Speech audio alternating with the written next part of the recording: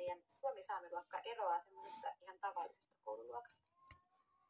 No, tässä ne numerot lasketaan eri tavalla täällä ja niissä on eroa. Niin kuin ykkösessä ja suomen ykkösessäkin on eroa. Ykkönen on saameksi okta ja ykkönen on suomeksi 1. Ne eroaa. Te teette kaiken saamen kielellä täällä luokassa vai? Joo, paitsi että me välillä Ailen kanssa puhutaan tahallamme suomea täällä. Miksi te teette semmoista? Me halutaan. Miksi on tärkeää, että on tämmöinen saameluokka? Osaatko kertoa siitä?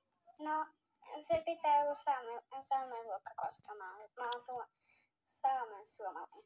Miten ne sitten eroaa ne tunnit täällä saameluokassa ja sitten siellä suomenkielisessä luokassa? No, meillä on täällä kaikki saamea. Siis tää on saamenkieliset kirjat. Kaikki on melkein saamen kielestä.